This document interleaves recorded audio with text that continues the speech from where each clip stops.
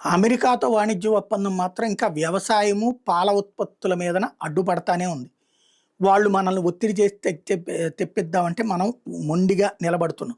అదే సందర్భంలో వివిధ దేశాలతో ఆ తర్వాత వాణిజ్య ఒప్పందాలు చేసేసుకున్నాం. బ్రిటన్‌తో చేసుకున్నాం, ఆస్ట్రేలియాతో చేసుకున్నాం. ఇప్పుడు న్యూజిలాండ్‌తో కూడా వాణిజ్య ఒప్పందం ఖరారైపోయింది.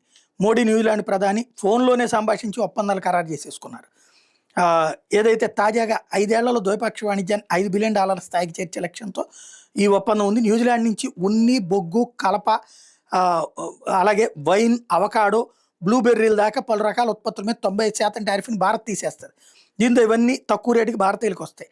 అదే సమయంలో భారతదేశం నుంచి ఎగుమతి అయ్యేటటువంటి పాల ఉత్పత్తులు, ఉల్లి, చక్కెర, మసాలా దినుసులు, వంట నూనెలు, రబ్బర్ వంటి వాటికి న్యూజిలాండ్ మార్కెట్‌లోకి ఎగుమతి చేసి లాభాలను కళ్ళజోడబోతున్నాడు. తయారీ, మౌలిక రంగం, సేవలు, ఆవిష్కరణలు, ఉపాధి కల్పన రంగాల్లో వచ్చే 15 ఏళ్లలో న్యూజిలాండ్ $20 బిలియన్ భారతదేశంలో పెట్టుబడి పెట్టబోతోంది.